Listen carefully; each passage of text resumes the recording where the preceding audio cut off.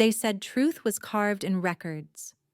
But when my brother's voice echoed in court, my name was carved out instead. The seal of the United States loomed over me, the flag drooping slightly in the heavy air. Reporters leaned forward with notebooks poised, their eyes sharp, while veterans filled the benches with quiet, rigid dignity. I pressed my hands flat on the table, grounding myself. Memories intruded, the old family dinners where silence stung sharper than words. Praise skipped over me like a stone on water, landing always on Michael. Tonight the silence had followed me into this hall. Judge Briggs entered briskly, robes sweeping. "Be seated." Michael rose with his lawyer's documents, his posture, his voice confident, deliberate. He spoke as though the family name had been entrusted only to him. His words washed over the jury like honey coating lies with charm. "Ladies and gentlemen, this is about protecting what the Mitchell name stands for," he declared. My chest tightened. Each sentence built the stage where I stood accused of betraying the very legacy I had sworn to defend.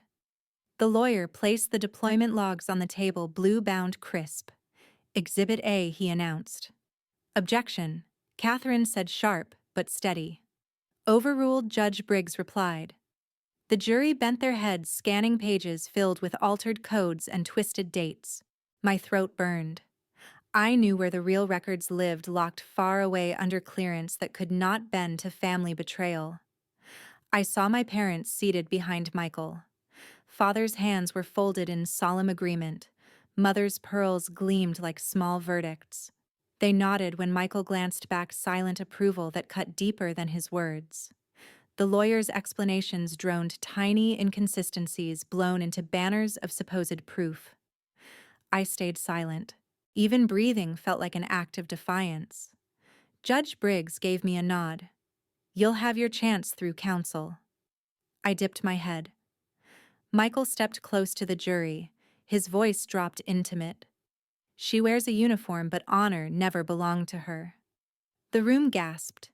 Cameras snapped like breaking glass. A veteran shifted uncomfortably. My lawyer froze.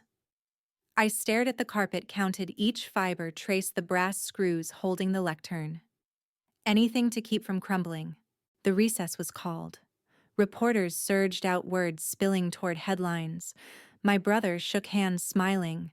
My mother whispered a prayer or a performance, it was the same.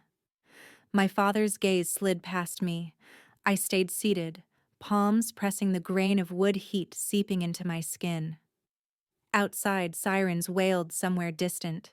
Inside, a quieter resolve anchored itself in me. I realized in that moment I was on trial, not just for truth, but for the right to belong. They adored him as if perfection were his birthright.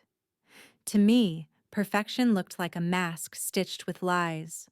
Mitchell Manor gleamed under autumn sunlight, the bricks red as if the house itself were flushed with pride. The lawn had been trimmed to parade ground neatness, every flag perfectly raised for the charity brunch. Tables stretched across the garden, white cloths rippling with trays of delicate pastries and pitchers of orange juice. Veterans had been invited, community leaders too, and of course reporters who never failed to write Evelyn's orchestrated narrative. I stood near the veranda, an uninvited spectator in my own home. The smell of baked bread and polished silver mingled with the sharper scent of roses Evelyn had ordered in bulk. She moved among guests with a grace that seemed rehearsed, one hand gliding across shoulders, the other lifting champagne glasses into toasts. Her pearls shimmered brighter than the midday sun. "And here," she said, "guiding everyone's eyes to Michael is the rightful heir to Richard's legacy. My son, the perfection our family has always known it could depend on." Applause rose like a tide. Guests leaned in toward Michael, who stood with effortless charm, his uniform jacket perfectly tailored, his voice rich enough to make even lies sound like hymns. He laughed at the right cues, clasped the right hands, and let the veterans thank him as though his service carried weight enough for 10 men. I watched him carefully. I knew how his smile never reached his eyes. To the world, he radiated certainty. To me, I saw the careful stitching of Evelyn's hand, the mother who could not imagine love without control. A journalist angled a microphone toward him. "Michael, we've heard rumors you're starting a podcast." Michael nodded, his eyes glinting. "It's true. Some legacies must be cleansed," he said smoothly, "and I intend to help our community understand what honor really means." The words hung in the air like perfume, intoxicating to those who wanted to believe. But to me, they smelled of poison. I heard the echo of court where his lies had been polished into truth. Now Evelyn was amplifying them, building a platform for him, not only in court, but in every living room with Wi-Fi. Evelyn clasped his arm, her smile sharper than the edge of crystal. "This family thrives because we stand behind strength. Michael carries our name forward with integrity. We are proud, so proud." Her eyes flicked to me for the briefest second, not with pride, but dismissal, as though my very presence marred the air. Richard, my father, sat at the head table, his back straight, his expression unreadable. He lifted his glass in silence, a general acknowledging a parade he had not commanded. Michael cleared his throat, signaling attention again. "There's another matter," he said. "Our estate. Our traditions. It's time they were restructured. For the sake of continuity, I will be managing this legacy. Some changes will come. Some names will no longer be part of what we honor."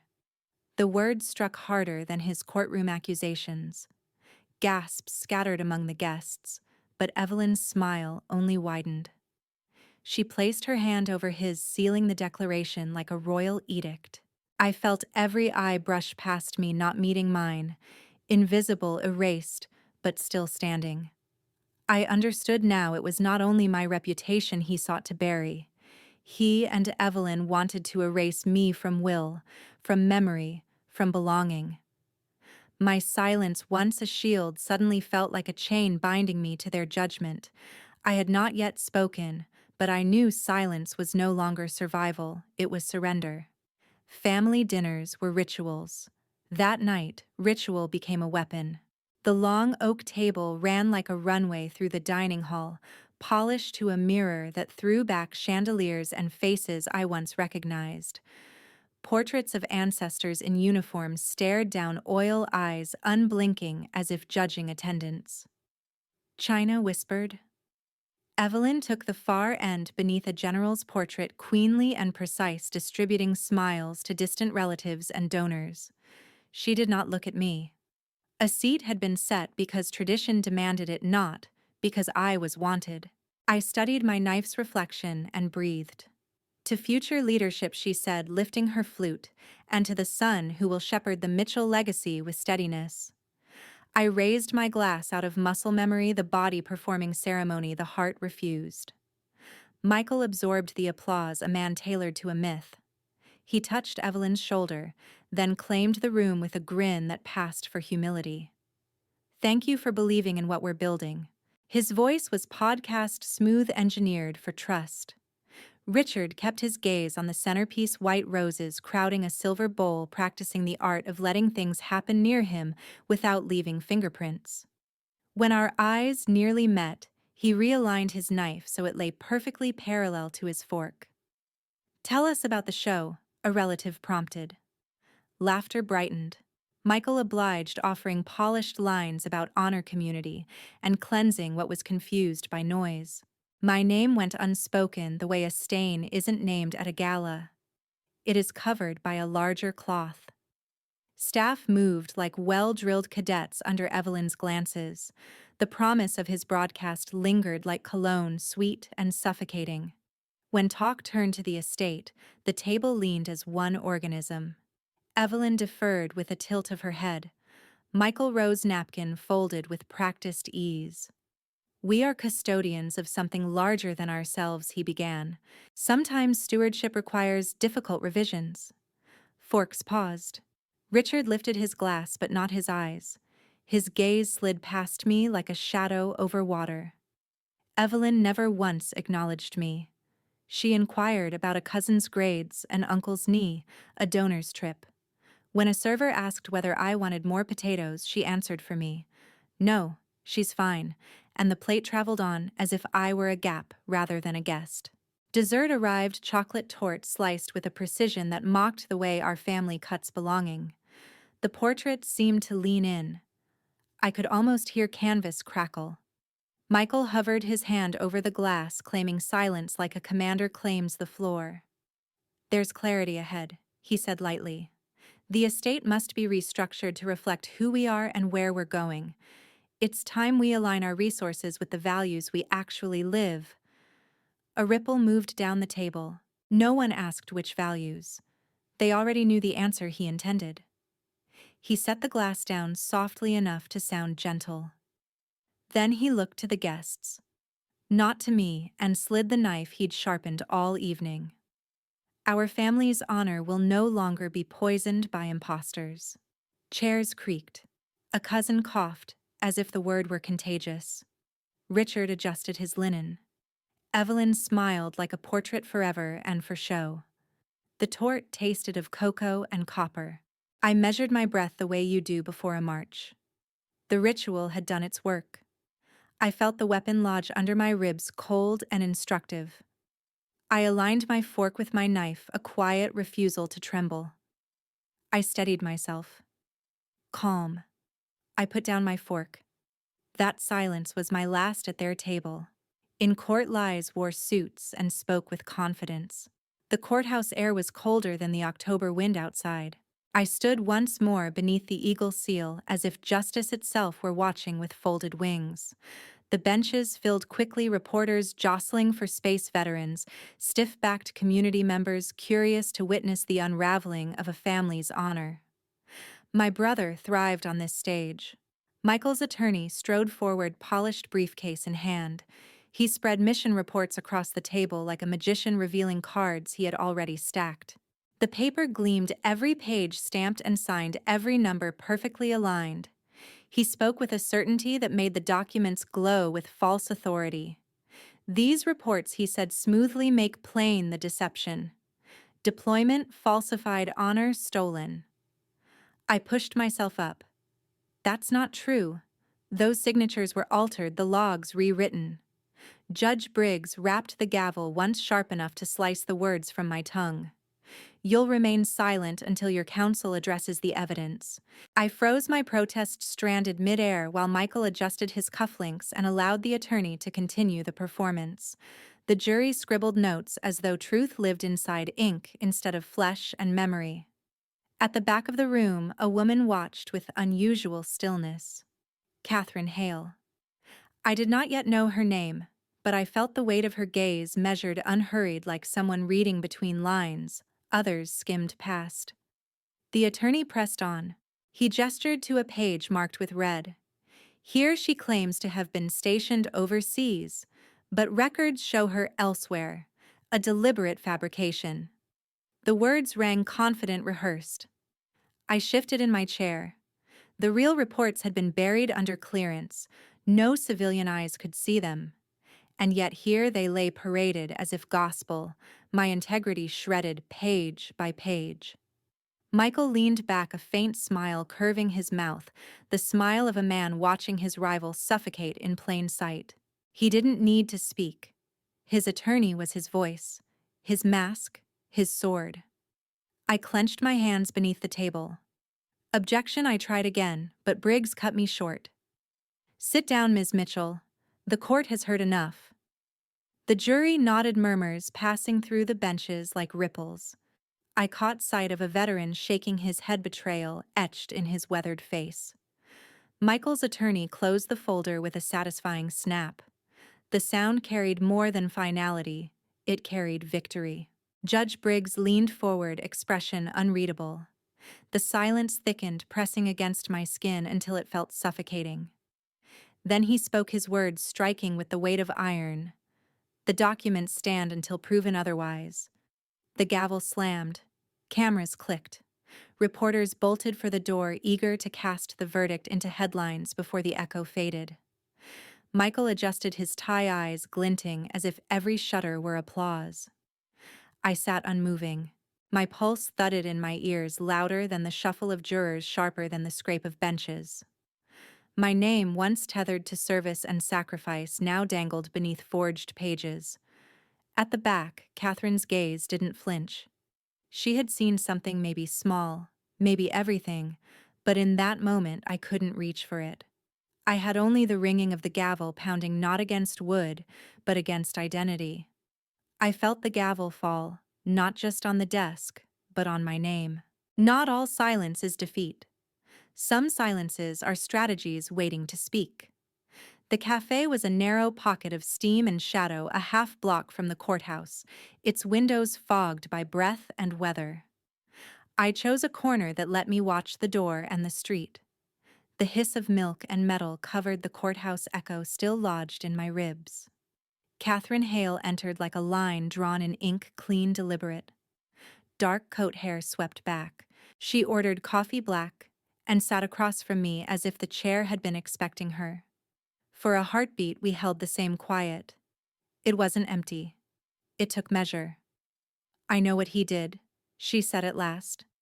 "Michael shines in public and leans in private. I've seen the way he bends a room before he ever touches a page." The door chimed. Clerks drifted in. Michael wasn't in the room, but he occupied it anyway.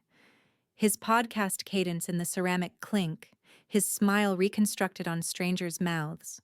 "You're certain you want to say this out loud?" I asked. "I'm a lawyer," she said, a corner smile. "I'm never certain. I'm careful." She set a thin folder by her cup and kept a palm on it. "Years ago, he shaped a narrative and taught people to call it evidence. It should have reached criminal court. It didn't." "You have proof," I said, making it a statement. "I have patterns," she replied, "and I have this." The folder moved a half-inch toward me. Inside lay copies of my so-called deployment logs, the same blue covers, the same neat signatures, dates that had been turned against me. But these were marked in a fine, exacting hand. Red circles around numerals that tried too hard. Notes about spacing and time stamps. A quiet fury written in graphite. "I pulled them the hour they posted," she said. "Compared them to style sheets from the agency that issues certified extracts. Whoever made these thought stamps were decoration. Their chronology. See the month header.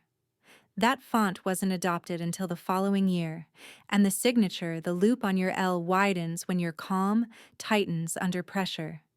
They trace the wrong version of you. Kerning and loops. Petty seams, but pull a seam, and the costume comes apart." "What do you want from me?" I asked. "To let me help you finish what you began," she said. "You keep the oath. I keep the record. We don't need clearance to beat theater. We need his vanity to step where the floor is thin." A police car stitched sirens into the avenue. Silence used to be my shield. Today, it felt like a tool I could turn blade first. "I don't unseal," I said. "If this asks me to break what others bled to keep closed." "It doesn't," she said, already shaking her head. "We build with what's public and what's sloppy." "He leaves both." I turned another page. A misprint on page 3 that shouldn't exist that month. A stamp misaligned by a millimeter enough to betray the wrong machine. The forgery shed its glamour. It looked rushed. "Why you?" I asked. "Because he did this to me," she said. Different case, same choreography. He softened the crowd, then called it consensus. I've kept the receipt of that day for years. The steam wand shrieked and the room fell back into its murmuring. Trust is a bridge with weight limits. I checked the trusses, not just the paint. Her eyes didn't flinch. "If we do this," I said, "no grandstanding, brick by brick. We let them trip on their own floor plan. That's the only way I work." A long breath left me and something settled that felt like alignment. I nodded once. "Then we're aligned," I said. "You work the paper. I hold the line." I slid the folder across the table. Inside was not salvation yet, but the first crack in Michael's fortress. They thought I was cornered. But a corner is where you find walls to lean against and shadows to hide in. Late October, after hours, Catherine's office hummed with vents and a lamp. Boxes ringed the room, diplomas watched, outside windows blinked out. "We start with why forged things look perfect," Catherine said, sliding me a legal pad. "Real paperwork is messy. It breathes. Watch for what never breathes." A junior clerk hovered at a side table with a scanner and a laptop. He spoke rarely. His hands were fast, reverent with fragile copies. We spread the supposed deployment logs. On their surface, they impressed clean stamps, obedient signatures, dates aligned. Catherine pointed to the seams. "Kerning in the month header. Sequence codes the agency didn't adopt until later. And this loop your L tightens under pressure. This one never changes." I bent close until fibers sharpened. On missions, I'd learned to read the thing behind the thing. Now ink betrayed intention. Two signatures allegedly weeks apart matched when she overlaid transparencies. No human hand lands at the same latitude twice. The clerk cleared his throat. "Wire confirmations from the Veterans Relief Gala," he said. "Donations and acknowledgments out. After the foundation account, the trail clouds. Receiving entity Community Services LLC. No EIN in the memo." "Delaware?" Catherine asked. "Registered there. Agent masks beneficial owners. Veterans' money should leave footprints in fresh snow. Cloudy trails mean someone walked backward with a broom." "Pull PDF properties," Catherine said. "Creation time source application." He nodded. I hunted the rhythm of honest documents, misaligned stamps, coffee ghosts, Tuesday fatigue. Page 7 used a font the agency wouldn't roll out until next year. Page 9 carried a timestamp from a Pacific server while the form swore Eastern hours. Whoever stitched this had never lost sleep over time zones.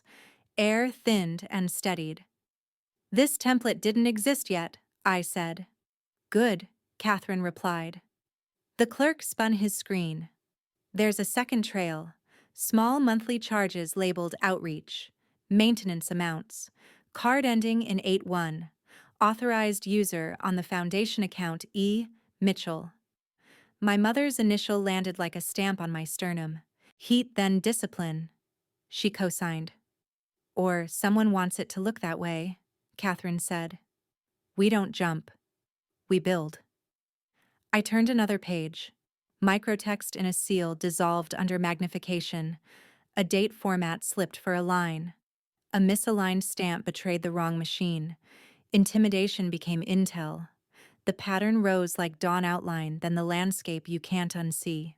Gala photos showed Michael shaking hands beneath banners that read, "Honoring Service." The wire list showed honors flowing into a bland company with a hollow core. I didn't feel rage first. I felt math. Money meant for rent chairs, therapy hours bled into that shell. Vanity laundered as charity, our crest engraved on the facade like a promise no one kept. Outside, a bus sighed and moved on. Inside, lamp hummed. I slid a page aside and the paper bit back. A clean sting. I pressed the cut to a cardboard lid and kept reading. "He built a shadow account," I said. "He's been moving their money." Catherine's eyes held. "Then we follow him into the shadow." The clerk printed the transfer list. Fluorescent ink dried to a chalky sheen. Names. Dates. Sums that could have bought months of dignity. I memorized the route like an exfil turn by turn until the theft settled into a single name I'd known my whole life. The paper cut on my finger bled, but not as sharply as the thought I finally had his blood trail. A whisper can rattle walls louder than a shout. The ballroom glittered with chandeliers and patriotic bunting, a stage dressed to resemble honor. Veterans' medals flashed like small suns under the light glasses chimed, and the air buzzed with staged reverence. November had painted Richmond in frost, but inside the hotel everything pulsed warm and grand, arranged to amplify Michael's glow. Evelyn drifted among the tables in crimson silk, whispering introductions that positioned her son as both savior and heir. Richard stood at her side, stiff as a statue, offering silent legitimacy. Michael ascended the stage with practiced ease. The applause rose instantly, pre-scripted in its fervor. He paused just long enough to drink it in, then leaned toward the microphone. "Ladies and gentlemen, tonight we honor sacrifice," he said, voice rich with crafted gravitas, service that built our communities, our nation, and this very room. Cameras clicked, recording him as if his words were scripture. Guests leaned forward, waiting for the man they called the perfect son to perform perfection once again. I sat near the back, pressed between strangers who had only ever seen me as the sister mentioned in passing. I kept my glass, still refusing to let the ice shift and betray nerves. The evidence Catherine and I had unearthed still weighed in my bag, too dangerous to release yet, but tonight required a smaller cut. Not exposure, but a whisper sharp enough to draw blood. Michael launched into anecdotes of deployments, reciting names and dates with deliberate confidence. He smiled when he spoke of unity, paused when he spoke of sacrifice, every gesture rehearsed. Evelyn dabbed the corner of her eye as if her son's brilliance moved her to tears. The room swayed with their choreography. Then he said it. November 12, 2018. Our division delivered relief supplies during the hurricane response. I leaned toward the woman seated beside me, an older veteran who had survived that very storm. My voice was quiet, lower than the hum of the chandeliers. "It was November 9th, I said. Not the 12th. Supplies never made it that late." She blinked, puzzled at first, then nodded with sharp recognition. Her whisper carried to the next table. Another head turned, a frown forming. Like a spark catching dry kindling, the correction began to pass through the rows. By the time Michael reached his next line, the ballroom no longer swayed with the same rhythm. I watched his eyes flicker.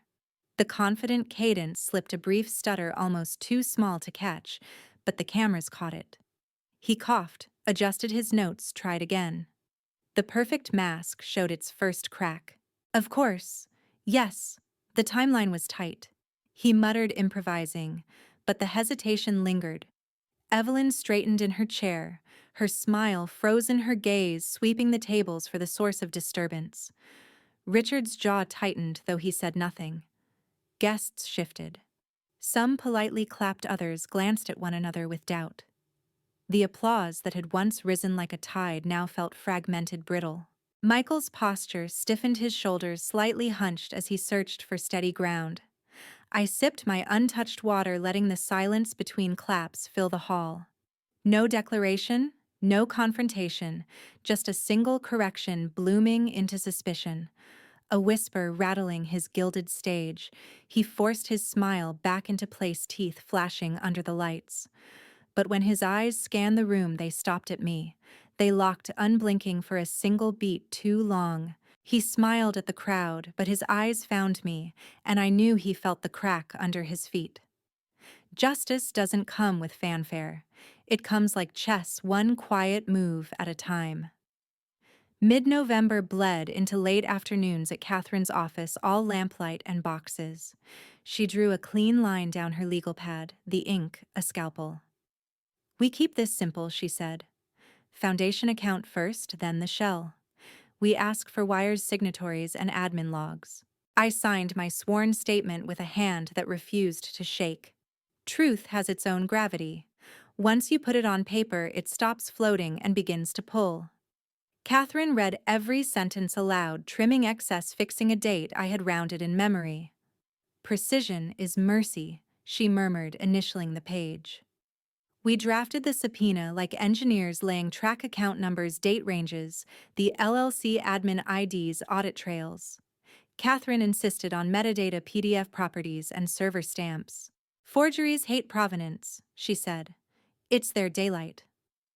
At the courthouse filing window, the clerk wore a cardigan the color of neutral. He slid my affidavit back with a small nod. Behind him, a wall clock ticked like crosshairs. Michael didn't come. His attorney arrived first, and loud. "Defective on its face," he declared, tapping the draft. "Overbroad, unduly burdensome. The court will not endorse a fishing expedition." Catherine didn't lift her eyes. It's a net designed to retrieve what your client dropped on purpose.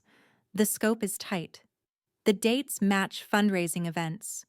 We're asking for logs the bank already keeps. He smiled like a blade. You'll lose on burden. You'll lose on optics, she replied, sliding our memo forward case law and clean precedent. The clerk accepted the stack and pointed us toward motions. The hearing ran in a small courtroom where sound curled under wood.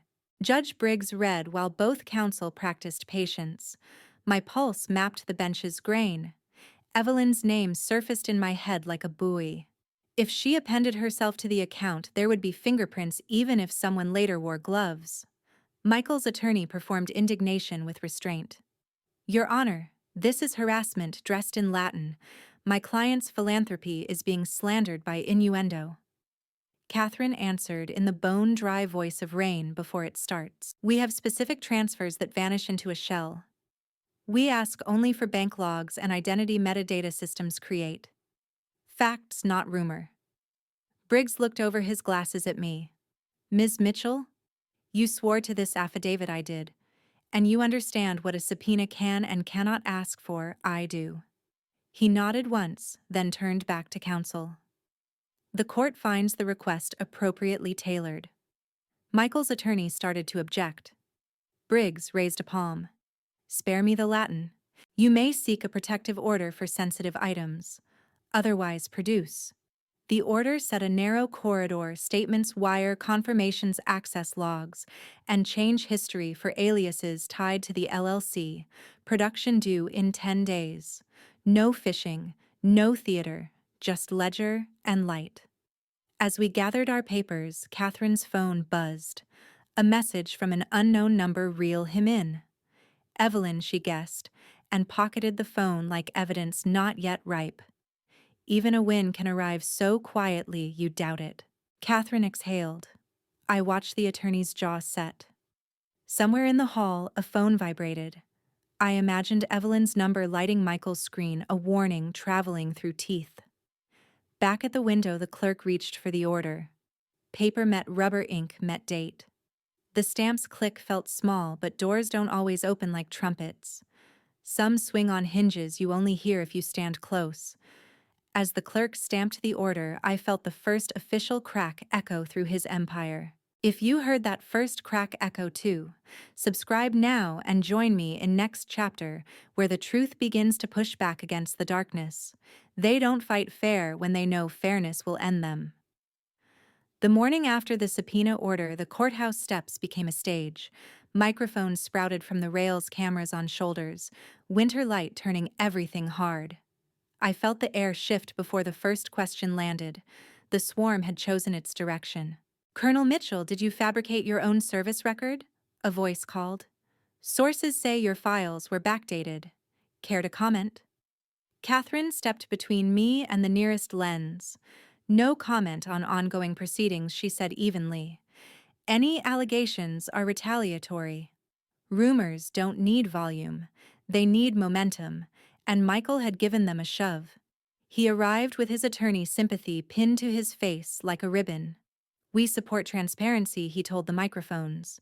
If records were misstated, the authorities will correct them. Links spilled across phones, clipped emails, fuzzy snippets, an anonymous memo stamped confidential in a font no real office uses. Catherine leaned close. Breathe. They're baiting you. We stick to court. We wait for production. While I drown on the steps, I said. You don't drown, she whispered. You stand. It didn't pass. A national outlet posted within the hour a former superior officer questioning whether my promotions tracked with customary timelines. He did not sign his name, but he called me compelling then, difficult, then unclear. Doubt, measured and lethal. A microphone tilted so close I saw my reflection in the grill. Did you pressure commanders to advance you, Ms. Mitchell? Did you inflate after-action reports? A knife disguised as curiosity. I answered with silence because anything else would feed the blaze. Michael's attorney lifted printouts for a choreographed reveal, blocks of text dotted with dates, arrows pointing at nothing dressed as proof. Discrepancies, he announced. Catherine squeezed my elbow, steering us toward the doors. Inside, she said. We let the stamp talk. Not the swarm. But the crowd pressed taller than the steps and more fluid than the law. Someone shouted that I owed veterans an apology. Another asked if I would return decorations. The words stolen valor slipped out of a mouth and multiplied. For a second, I imagined peeling back the seal on the files that would end this in a paragraph. I pictured the faces of men who would pay for my relief with their safety. The lock I had swallowed held. We reached the marble entry. Echo swallowed the noise until only my pulse remained. They quoted a superior, I said. He called me unclear. Catherine's jaw set.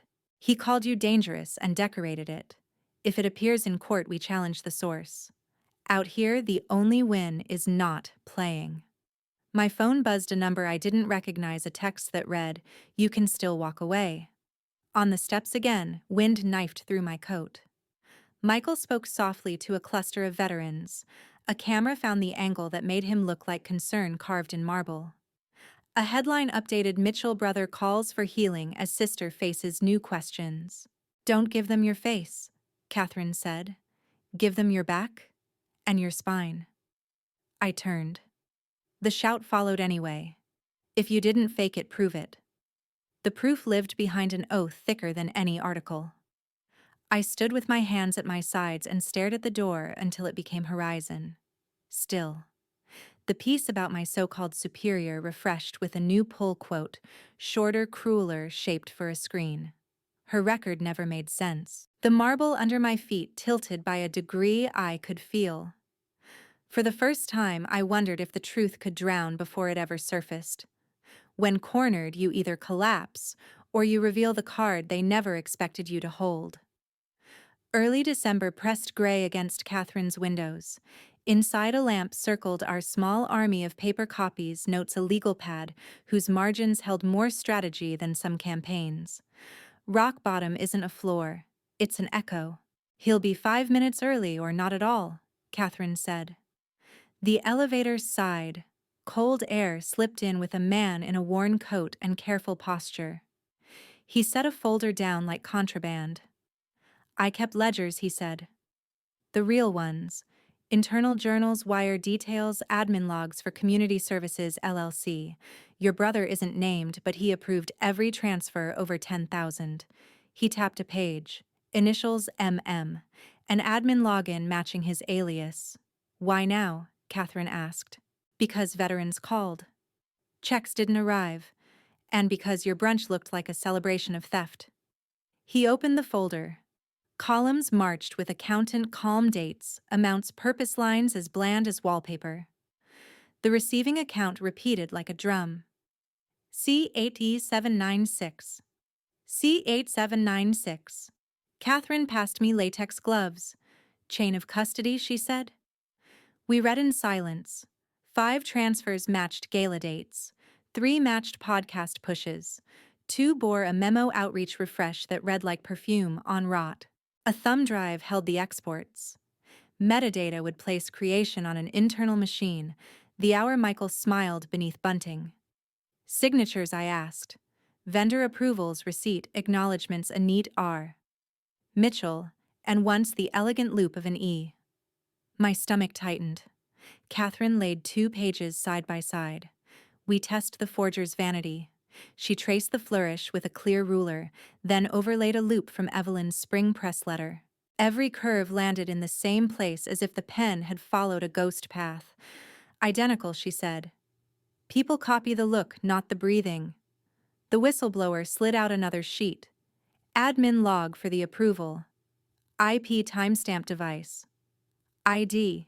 Someone in his orbit kept the lights on. Will a court accept this? I asked. Chain metadata corroboration, yes, Catherine said. We don't need to lift the veil on your classified work to bury his. He nodded. You built a life on rules. He built a reputation on exceptions. It catches up. The printer warmed. Toner and winter shared the air. I took a ledger in both hands. The paper had a little weight like a metal that learned humility. For months, I'd carried accusation like a stone in my mouth. Now the stone had numbers. Now the numbers had a map. We walked the pages again, cross-checking the LLC registration, the agent's address, the card ending in 81 linking back to the foundation. Catherine photographed the stack, sealed the originals, logged the time in her small, careful print. "Tomorrow, we file a supplement," she said. Then we let him panic. Panic is the noise truth doesn't make. I looked down at columns that proved intent without spectacle. In my palms, his empire was written in ink now turned against him. A seam of winter sun drew a pale bar across the table. For the first time in weeks, my shoulders lowered without command. The whistleblower buttoned his coat. "I kept backups," he said. "If something happens to me, nothing will," Catherine said. "You did the right thing." He left the way he came, careful, as if daylight were a witness. The elevator swallowed him. The room felt rearranged. Not safer. Truer.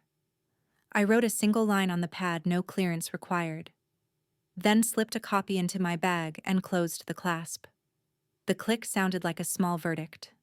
Steady now. The Queen had moved. And for the first time, the King had nowhere safe to stand. Truth doesn't whisper forever. It waits until the crowd is watching. Mid-December sharpened the air around the Richmond courthouse into something metallic, biting. I walked up the marble steps, flanked by Catherine, the chill cutting through the silence like a blade. The veterans clustered near the entrance in uniform coats, the press gathered with cameras, and above them loomed the courthouse columns, severe as judgment itself. Inside, the preliminary hearing was supposed to be routine, a scheduling matter, a placeholder on the docket. But nothing about today would remain routine. The judge entered robes, trailing a sense of inevitability. "Proceed," he said. Catherine stood crisp and deliberate, her leather case clicking open with ceremony. "Your Honor," she began, "we submit for preliminary review supplemental evidence regarding Mr. Michael Mitchell's financial conduct. These ledgers, authenticated, time-stamped, and traced, demonstrate systematic misappropriation of veterans' relief funds." The papers slid across the table with the weight of stone. Each sheet bore columns of numbers, wire transfers to an account dressed up as Community Services LLC. I sat rigid, watching Michael's eyes dart, calculating. His attorney objected chain of custody relevance foundation, but the judge waved him down. "The documents will be examined." Catherine continued, her voice cutting through objections. "What matters here is not allegation, but signature. Mr. Mitchell's signature repeats in vendor acknowledgments. We have compared the flourish, the loops, the pressure points with verified exemplars." She paused and raised a board, an enlarged image of two signatures, one on a veterans' relief disbursement, the other on a gala press letter. Identical. Not similar, identical. Gasps rippled through the gallery. The veterans stiffened. A few shook their heads. Reporters' pens scratched furiously. Michael's jaw clenched. "Forgery," he snapped, rising from his seat. His voice cracked, desperate, his practiced charm fraying under fluorescent light. "These are doctored. My sister would stoop to anything." The judge banged the gavel once. "Control yourself, Mr. Mitchell." His rebuke carried a weight that made Michael flinch, but the cameras had already caught his face creased with anger, not poise. Evelyn sat behind him, pearls gleaming under the lights. She leaned forward, whispering something sharp into his shoulder. He didn't answer. His silence betrayed more than denial. For the first time, his certainty wavered, visible to all. Catherine's tone softened, almost surgical. "The question is not whether Mr. Mitchell can shout. The question is whether ink numbers and signatures lie. The record suggests they do not." She sat down with quiet finality. The judge nodded, his expression unreadable, but his acceptance of the documents into the preliminary record sent a tremor through the room. Michael stood abruptly, shoving his chair back so hard it scraped across the floor. "This circus won't last," he shouted. He stormed out the heavy door, slamming behind him, camera's word capturing every strained muscle, every unsteady step as he descended the marble stairs. The buzz outside rose like a tide, reporters shouting questions, microphones thrust forward. His face, once composed for magazine covers and podcasts, twisted under the flashbulbs. No amount of practiced smiles could disguise the fracture now carved into his mask. I remained seated, hands clasped, breath measured. For months I had been the accused, the shadowed figure absorbing slander in silence. But now silence was no longer mine to bear. It had shifted onto Michael, his denials drowned beneath the buzz of a watching crowd. The truth was no longer whispered between Catherine and me in dim offices. It was loud, undeniable, and lit by the unforgiving glare of cameras. As the gavel fell to adjourn, I rose slowly, letting the moment etch itself into the marble walls. Outside, the flashes lit the courthouse steps like fireworks. For the first time, the world wasn't celebrating him, it was dissecting him. And as my boots struck the stone steady and unhurried, I understood the cracks in his mask had become fractures the world could see. They wanted a show. The truth gave them a spectacle. Late December packed the courtroom to the molding press badges, flashing winter coats draped over pews, the jury's faces pale in the television lights. I took the stand and swore in the oath, tasting like iron on my tongue. Catherine rose with a calm that could thread needles. Michael sat across from me, jaw set, Evelyn's gloved hand hovering at his sleeve. I felt the old urge to defend myself with everything I had, records, missions, the unsayable. But today, our ammunition was simpler paper that breathed numbers that would not lie for him. Catherine began where the crowd could follow. Mr. Mitchell, you authorized veterans relief disbursements on April 14th, May 22nd, and June 10th, correct? He said yes to the occasions, no to the authorizations, maybe to the memory. She let the maybe float, then set the ledger on the projector. Columns rose like scaffolding amounts marching toward a single destination, Community Services LLC. Who approved these? His lawyer objected. Overruled. Michael tried an easy smile built for microphones. Our team. Catherine tapped the signature line with a capped pen. And this flourish, whose is it? His eyes ticked a flinch, stitched to charm. It's a stamp. She overlaid the gala letter. The loop matched like a fingerprint. She shifted to time. The PDF properties show creation at 9:12 p.m. the night of the gala. Your podcast went live at 9:30, praising immediate relief. How did funds you say you didn't approve travel to an LLC that your alias accessed at 9:17? The room exhaled together. Michael's attorney offered Latin and indignation. The judge asked for answers, not incantations. Michael spoke slower, now vowels heavy. Delegation. Automations. Catherine nodded as if considering mercy. None arrived. Show the admin log, she told the clerk. Device ID. IP. Alias. The crowd followed the string until it formed a noose. They called the whistleblower. He sat straight, hands folded, the kind of man who had learned to keep decimals holier than rhetoric. I kept the journals, he said, voice dry but steady. Approvals over 10,000 required an admin. The alias ending in 47 belonged to Mr. Mitchell. I verified the device ID when the login failed in July. He pointed to the ledger, to the drift of money that looked like philanthropy and behaved like theft. The jury leaned in, compelled by the plainness of the map. Evelyn tried not to be called, then was. She took the stand with pearls shining, two bright fingers smoothing a skirt that didn't wrinkle. Catherine's questions were soft at first. Mrs. Mitchell, did you serve as an authorized user on the foundation card? Ending in 81, I manage social engagements, she answered, chin high. Did you approve charges labeled Outreach Refresh? I support our mission. And this signature, identical to your press letter, did you add it to vendor acknowledgments?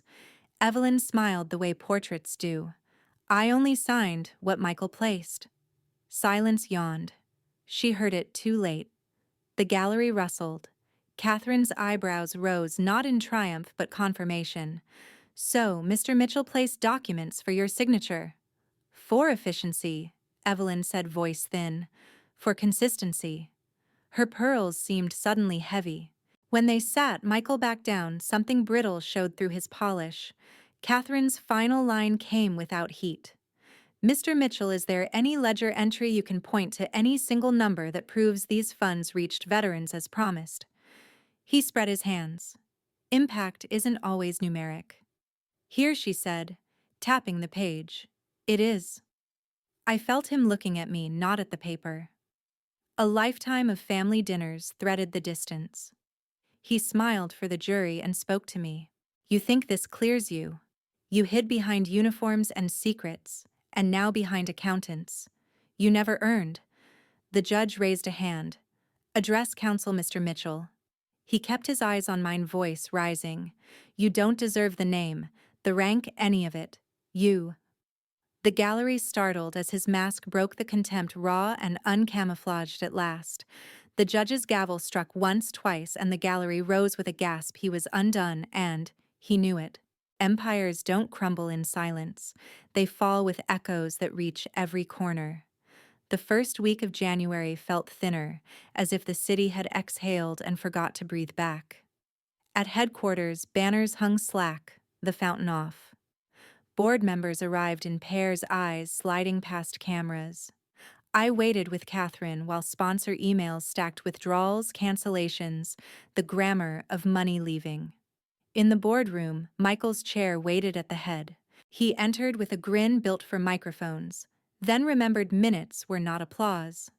Evelyn followed a half step behind, pearls-spaced mascara doing what nerve would not. Richard did not come. The agenda was short. Suspension pending expulsion, the chairwoman said. Catherine slid ledgers and admin logs across, then a memo that smelled like smoke under politeness. Columns out-argued words. When the vote came, hands rose not in anger, but relief. The motion carried. Michael stood as if he might argue with gravity. You're making a mistake, he said, scanning faces for a reflex to please him. None arrived. Sponsors left in a hush. One cited duty. Another wrote about alignment. A third, less polite. You made us believe this was about veterans. Now we know it was about you. In the lull, Evelyn asked to speak with me. We stepped into a hallway rinsed with winter light. She stood close enough for perfume, close enough for the old choreography to test its muscle memory. Lauren, she said low, if you press this, you'll break your brother. You'll break this family. I thought of rent and chairs and therapy hours hidden under outreach refresh. You broke it, I said soft, because truth doesn't need volume. You signed the shape he handed you and called it love. She is your blood, she said, reaching for my hand, the way you reach for a truce you haven't earned. I let the air stand between us. If there's any mercy in you, use it now. Mercy belongs to the people he took from, I said. If they offer it, I'll echo them. Until then, I won't. She drew back as if from a cold window.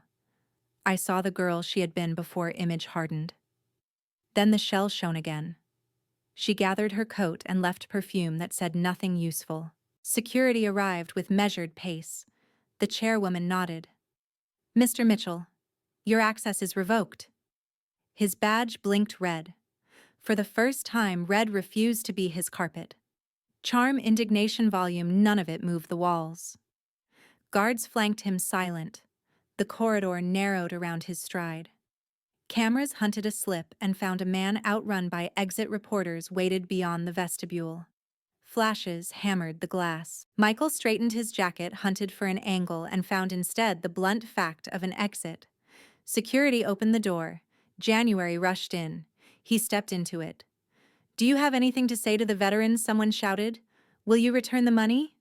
He opened his mouth and learned every sentence he had rehearsed belonged to a world that had moved on. His shadow slid across the floor and down the steps, lengthening, thinning. Through the glass I saw Evelyn on the curb. No car, yet no audience.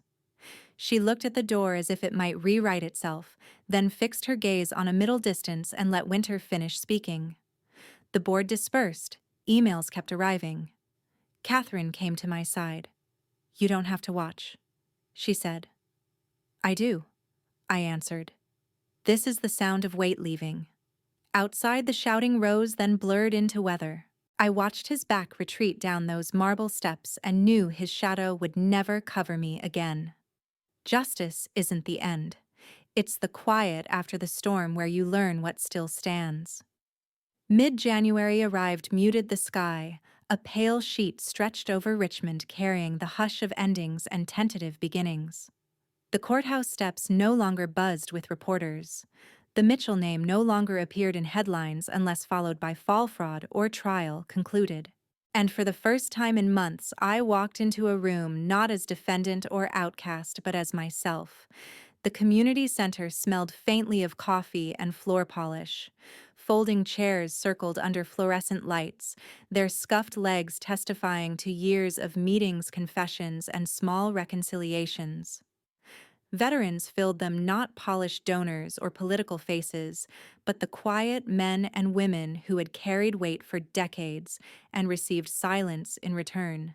They had been Michael's victims, their benefits trimmed, their projects delayed, their needs rewritten as expenses in his ledger. Now they sat waiting, eyes steady, not hostile, but watchful. Catherine stood by the back wall, briefcase in hand, her nod urging me forward. I cleared my throat. Words felt different here, heavier, more necessary, stripped of performance. "You've heard enough speeches," I began. "I came to say one thing: the funds will be restored.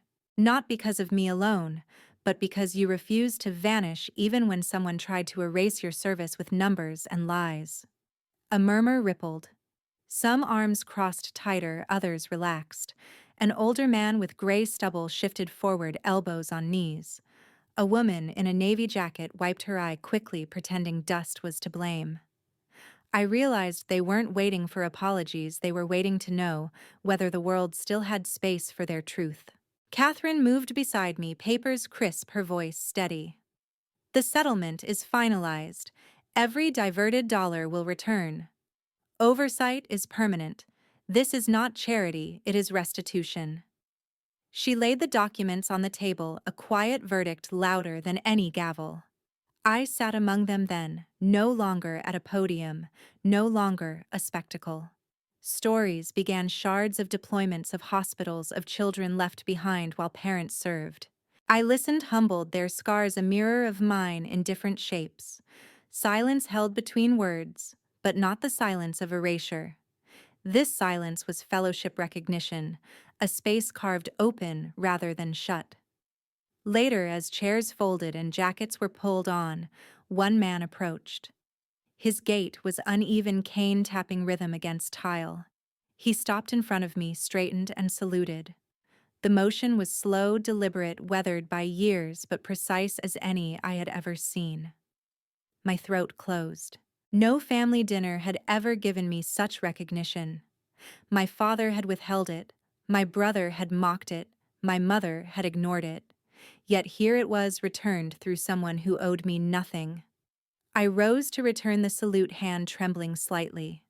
In that exchange, a truth bloomed. Honor wasn't a possession granted by bloodlines or titles. It was a current passing from one soul to another, acknowledged in silence deeper than words. Catherine touched my shoulder lightly. "You see, not erased, remembered." The man lowered his hand, eyes wet but unashamed. "That's for carrying the silence longer than you should have, and for breaking it when it mattered."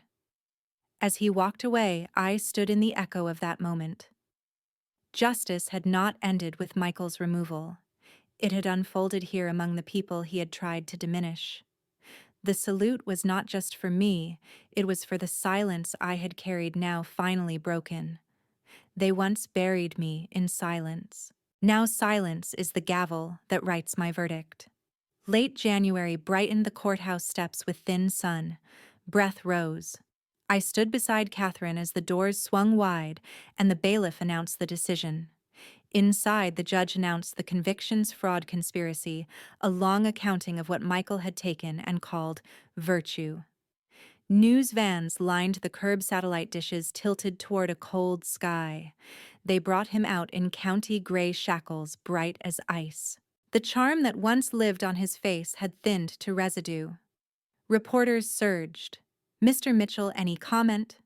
He tried 3 words about lies and jealousy, and the wind took them. Evelyn was nowhere. If Richard watched, he did it from a distance that kept him safe from mirrors. Someone shouted my name. I stepped to the microphones but did not bow. "Colonel Mitchell, what does justice mean today?" Another voice called. I looked at Catherine. She didn't nod. She didn't have to. We had already made the decision that mattered. We would not argue with spectacle. We would let evidence speak in the simplest grammar there is. From my bag, I drew a single restored page, the ledger entry that traced a gift meant for rent, for a wheelchair, for the hour of therapy that steadies a life, and showed how it had been diverted to the shell that wore a kindly name. The seal, the timestamp, the signature that had pretended it could be identical twice, all of it, crisp under the sun. I lifted it high enough for the front row to see, for the back row to focus their lenses. "This speaks for me," I said. Silence held and grew a clean room around a single object. In that quiet, I felt what months of humiliation had tried to erase belonging unpinned from anyone else's permission. Catherine's gloved hand warmed my elbow. A veteran in the crowd came to attention without orders. Somewhere, a flag snapped. Michael twisted toward the microphones, metal clinking at his ankles, and began to shout. He named conspiracies, then called on love, then blamed the weather. Every sentence slid on ice and cracked. The cameras kept filming, but they no longer knew him. They were recording a man drowning in air. Flashes popped, freezing an image I had not asked for me still. The page lifted, the crowd reflecting it back. I remembered the first day on these steps when questions fell like stones, and I mistook endurance for defeat. Today, endurance felt like architecture, foundation, pillar, roof. The judge's words echoed from the open doors, heavy and final. "Justice is not loud, it is exact." Catherine leaned in. "We're done," she whispered. I folded the ledger into its sleeve and stepped away. Winter pressed its palm to my face, brisk and bracing, and the chatter washed around me without landing. Reporters kept asking, but their questions no longer sounded like verdicts. They sounded like weather rounding buildings that would stand when the wind moved on. As we turned to leave, the crowd opened a narrow path.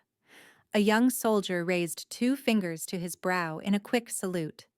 I returned it, a movement I learned long before anyone questioned whether I had earned the right.